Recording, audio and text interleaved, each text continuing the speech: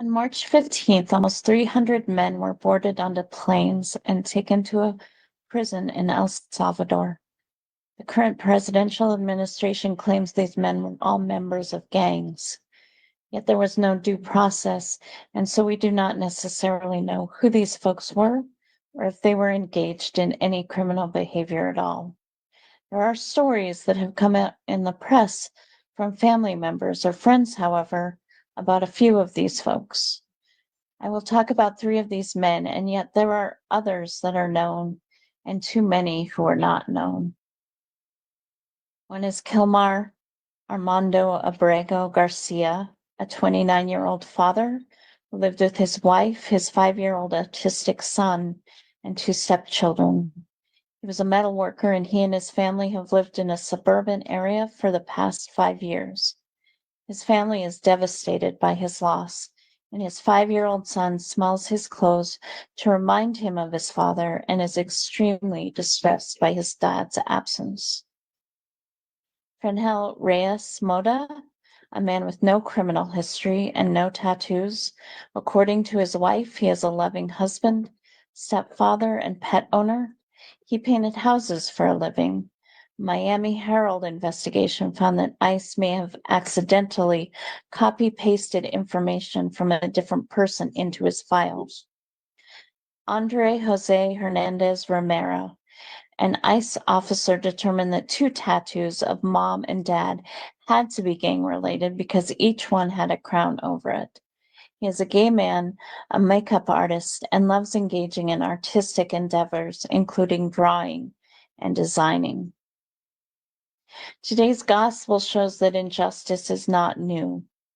The gospel is sad and tense and scary. I imagine it displays the same feelings the men boarded on the plane to El Salvador must have felt. They were confronted by ICE and then taken away to a harsh prison environment. Jesus' distress in the Garden of Gethsemane shows that God, too, knows what it is to suffer, knows what it is to be afraid, and knows what it is to be deeply saddened. Jesus felt abandoned by his disciples who kept falling asleep while he was praying. Then one of his disciples betrayed him with a kiss. The crowd sent by the chief priests, scribes, and elders came brandishing swords and clubs, and one of the men cut off the ear of the slave of the high priest.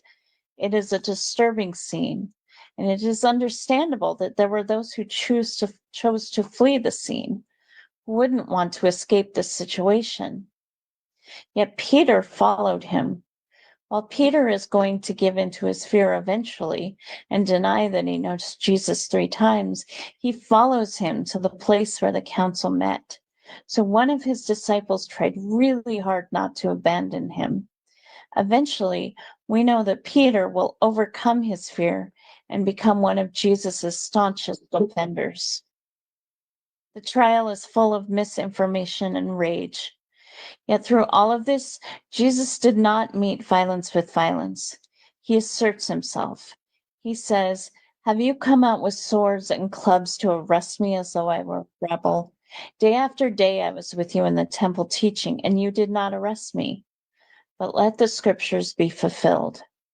He takes a defiant silence during the trial until they ask about his identity, when he confirms that he is the Son of God and the Son of Man. He knows who he is and will not be bullied into saying otherwise. We know this is not the end of the story. We know that Easter, the resurrection, is coming. It often seems like injustice is winning.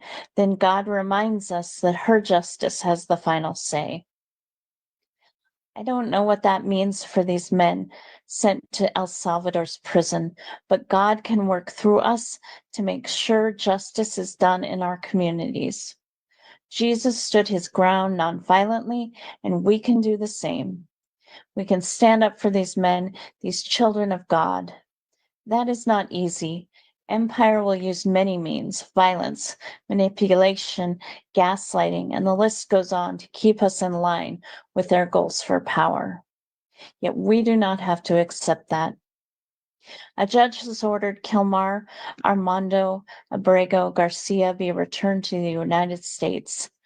We can make our voices heard that he must be returned to his family. God does not give up on us.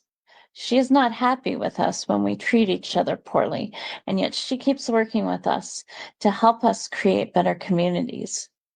In the times when we feel like Jesus in the garden, we can turn to God, and she will help us to find the strength, love, and humility to keep going.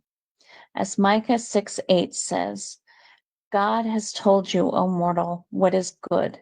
And what does the Lord require of you but to do justice and to love kindness and to walk humbly with your God?